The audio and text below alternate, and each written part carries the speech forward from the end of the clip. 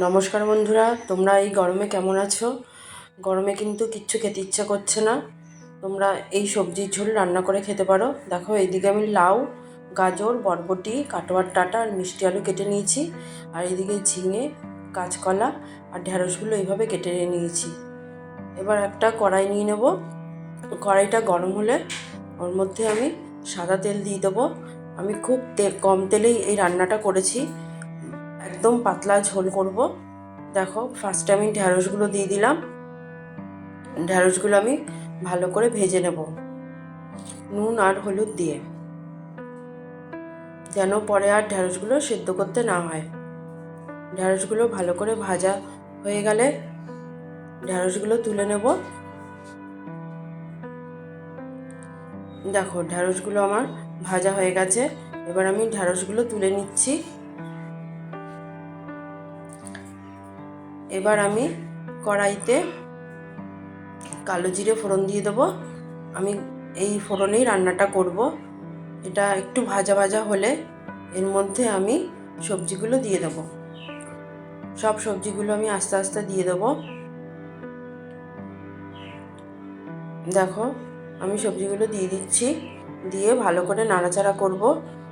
আর একটা কথা বলি, আমি আলুটা দেখাতে ভুলে গেছিলাম, সেই জন্য আমি দেখো আলুটা এখন দেখাচ্ছি। দেখি, আমি আলুটা ওর মধ্যে দিয়ে দিলাম। দিয়ে ভালো করে নাড়াচাড়া করতে হবে, একটু ভাজা ভাজা মতনই করব। এরপর আমি দেখো, এইখানে আমি মৌরি, রাঁধুনি, জিরে আর ধনে এগুলো নিয়ে নিয়েছি। এগুলো আমি একটা শুকনো খোলায় ভেজে নেব, একদম ড্রাই করে ভাজবো। ভেজে আমি একদম ড্রাই করে মিক্সিতে পেস্ট করে নেব। আর এইদিকে এই সবজিগুলো ভাজা ভাজা হচ্ছে। এবার দেখো, ঝিঙেটা আমি ফার্স্টে দিইনি, ঝিঙেটা এখন দিয়ে দিলাম। দিয়ে ভালো করে নাড়াচাড়া করব। এবার হলুদ দিচ্ছি, নুন দিচ্ছি, দিয়ে ভালো করে মিশিয়ে নেব। দেখো, একটু লালচে করেই ভাজবো।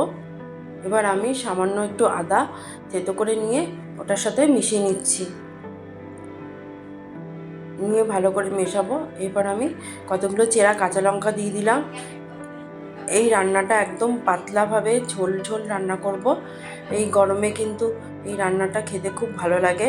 তোমরা বাড়িতে খেয়ে দেখতে পারো। মাছ, মাংস, ডিম তো এই গরমে খেতে ইচ্ছা করে না, তোমরা এটা রান্না করে খেতে পারো। এখানে আমি 1 গ্লাস মতন জল দিয়ে দিয়েছি। এবার ঢাকনা দিয়ে দিলাম। 10-12 মিনিট মতন ঢেকে রাখবো। ঢেকে ঢাকনাটা তুলে নাড়াচাড়া করে দিলাম। দেখো, এখানে আমার রান্নাটাও প্রায় হয়ে এসছে, আলুগুলো নরম হয়ে গেছে। আর এই বড়িগুলো আমি ভেজে রেখেছিলাম, এই বড়িগুলো আমি এর মধ্যে দিয়ে দিলাম। দিয়ে ভালো করে নাড়িয়ে চাড়িয়ে নেব। এবার ঢ্যাঁড়সগুলো দিয়ে দিলাম। ঢ্যাঁড়সগুলো আমি পরেই দেবো, নাহলে ঢ্যাঁড়সগুলো গলে গেলে খেতে ভালো লাগবে না। দেখো, গাজরটাও দেখালাম, তাও নরম হয়ে গেছে। ভালো করে নাড়িয়ে চাড়িয়ে নিলাম। আর এই গুঁড়ো মশলাটাও দিয়ে দিলাম। তোমাদের যদি ভালো লাগে তোমরা বাড়িতে এটা রান্না করে দেখো, খেতে কিন্তু খুব ভালো লাগে এই টাইমে। আর তোমরা সাবস্ক্রাইব করে দিও। দেখো, আমি নাড়িয়ে চাড়িয়ে নিচ্ছি।